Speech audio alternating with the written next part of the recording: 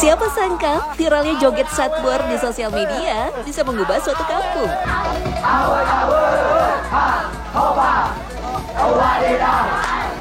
Ratusan warga kampung Babakan Baru, Sukabumi, Jawa Barat kompak goyang Satbor di halaman rumah, sudut jalan, bahkan sampai di pelosok kebun manggis. Namun di balik riuhnya musik dan goyangan Satbor, ternyata kampung Satbor menyimpan fakta unik dan sisi lain yang belum banyak orang tahu.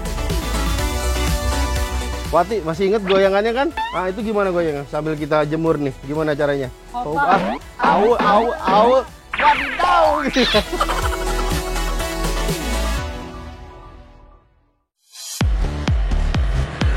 Sejak tahun 2023, Kampung Babakan Baru, Desa Bojong Kembar, Kabupaten Sukabumi, Jawa Barat mulai dikenal sebagai Kampung Satbor.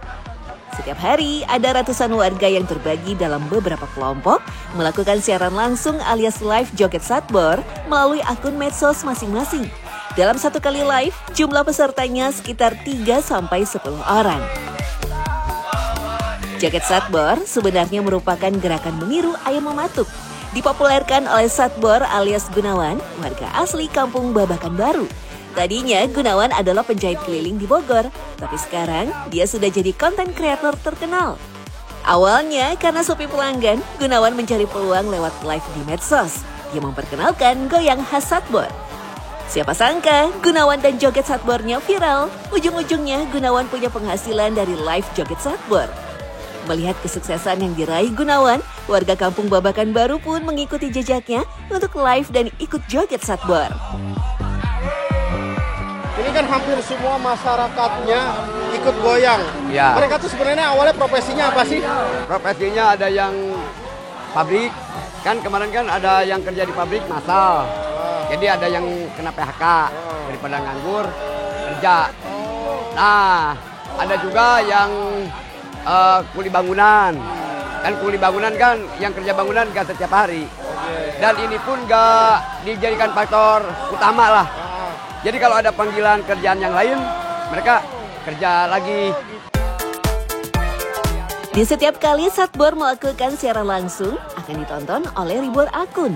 Sebagian di antaranya memberikan hadiah atau saweran sebagai bentuk dukungan agar Gunawan dan timnya terus berjoget. Hadiah-hadiah inilah yang menjadi sumber pendapatan Gunawan dan timnya. Pendapatan per orang beragam, paling tinggi pernah menyentuh jutaan rupiah per hari. Namanya juga ditawer, namanya juga dikasih. Jadi tidak bisa tentu. Ya rata-rata ada yang 50.000, ada 20.000, pernah ada 20.000. Kalau yang tepi banget gitu. Per hari? Iya, lagi tepi-tepinya. Tapi kalau lagi rame kadang 200, kadang 150. Setelah seharian live, pendapatan dari saweran akan dikumpulkan dan dicairkan oleh Gunawan. Kemudian dibagi rata sesuai hasil masing-masing tim hari itu. Nah, di bawah pohon manggis ini nih Secret Lover, Satbor dan timnya live dari pagi sampai sore.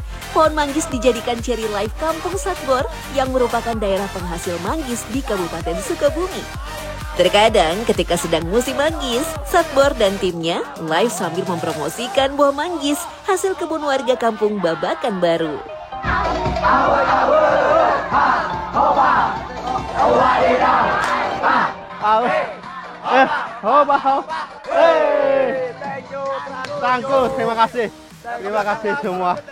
Terima kasih semua. Ternyata buat goyang gitu aja capek asli. Sumpah asli banget. Ternyata goyangan kanan, kiri, depan, belakang tuh capek. Walaupun nggak nyampe semenit, nggak nyampe 2 menit, cuman ngos-ngosan. Udah kayak jogging 2 putaran, lapangan maraton. Capek banget. Banyak ekonomi warga terbantu, khususnya warga yang tak bekerja atau pekerja serabutan. Berkat hasil live di TikTok, Gunawan bisa membangun rumah tingkat dan membeli sebidang tanah. Namun, ada fakta yang tak semua orang tahu. Di balik viralnya Kampung Satbor, ternyata sejak tahun 1970-an, Kampung Babakan Baru merupakan kampung penghasil camilan tradisional Sukabumi, enye. Hampir setiap rumah memproduksi enye. Total ada puluhan tempat produksi enye yang masih eksis di kampung ini. Ternyata Kampung ini merupakan kampung pembuatan enye terbesar yang ada di Sukabumi. Tuh lihat, di belakang saya enye, samping saya enye.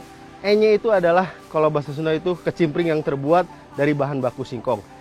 Hampir sebagian masyarakat ya memproduksi enye atau kecimpring ini. Kita mau lihat proses pembuatannya ya. Enye terbuat dari singkong yang diparut dan dikukus. Bentuknya mirip seperti emping melinjo, tapi lebih lebar dan rendah kolesterol.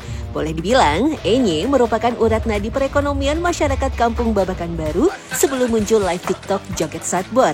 Meski di tahun 2023 banyak warga Babakan Baru meninggalkan pekerjaan mereka demi menjadi konten kreator, sebagian pembuat enye memilih bertahan. Dulu ibu ikut goyang juga? Ikut. Nah, kenapa sekarang bertahan untuk jual enye? Kenapa nggak goyang terus, Bu? Kadang-kadang kan kalau goyang, kadang yang giftnya. Oh, nggak tentu. Nggak tentu. Kadang Oh. rame, kadang sepi gitu. Oh, jadi mendingan enye aja ya? Nah, ini aja yang pasti. Pasti. Dalam satu hari, tempat produksi enye di Kampung Babakan Baru membutuhkan kurang lebih 1,4 ton singkong. Kebanyakan para pembuat enye adalah ibu-ibu. Tangan-tangan mereka memang terampil dalam mengolah singkong. Tak hanya enye, tapi juga cemilan singkong lain seperti ketimus, ongol-ongol, dan combro. Ini tuh singkong yang bagus buat bikin enye itu singkong apa ya? Singkong Robin. Singkong Robin.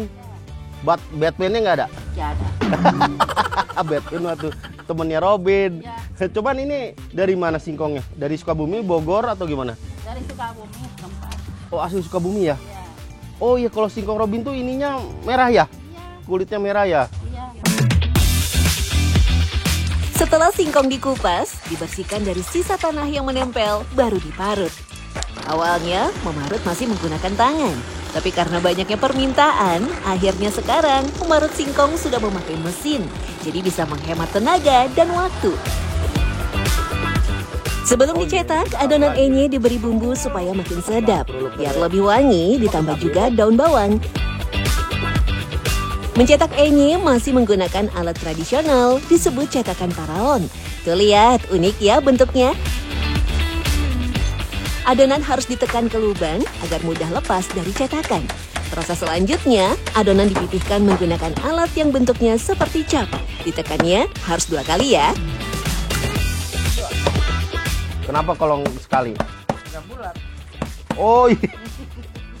Kalau sekali jadi pejret, tuh ya kan bener. Jadi harus 2 kali dan 2 kalinya itu nggak boleh keras-keras ya. Pelan-pelan, penuh dengan perasaan gitu ya. Nanti kalau misalkan sekali, nanti dia menyon. Kalau misalkan berlebihan nih kayak begini nih, mejretnya Bu ya. Nah, jadi harus pelan-pelan nih untuk apa namanya menstempel nya ya. Proses ini memberikan motif atau cap yang menjadi ciri khas enye dari Sukabumi. Dulu, sebelum ada alat cetak ini, para pembuat enye di Kampung Babakan Baru menggunakan sendok dan garpu serta tutup panci untuk mencetak enye. Nah, sekarang giliran wadah enye ditaruh ke atas wajan berisi air. Butuh waktu sekitar 5-10 menit untuk mematangkan enye. Ini nggak jatuh, ya kan? Walaupun gini nggak jatuh dia. Ya. Ini tandanya enyenya udah matang. Taruh sini ya.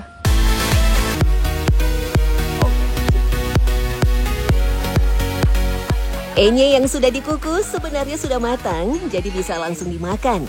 Tapi kalau untuk dijual, harus dijemur dulu di bawah terik matahari.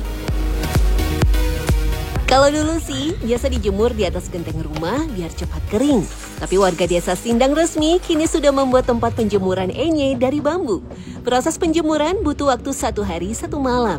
Kalau cuacanya mendung atau sering hujan, bisa lebih lama lagi. Sebelum dipasarkan, enye di-packing ke dalam plastik. Untuk dikonsumsi, enye harus digoreng dulu dalam minyak panas. Nah, ini udah matang, udah digoreng ya Bu ya? Ini adalah kecimpring asli dari Kampung Wadidau. Bukan Wadidau, kita Babakan Baru ya Bu ya. Nih kita cobain rasanya. Wih, renyah Bu. Wah, rasanya jadi pengen joget Satbor. Waduh. Wadidau. Gitu ya. Memang ini rasanya enak Bu ya. Kalau di Sukabumi, cemilan ini disebut enye, tapi di daerah Bandung dan Garut disebut kecimpring. Sedang di Banten disebut opak. Walaupun penyebutannya berbeda-beda, tapi rasanya tetap sama kok. Iya, sama-sama enak.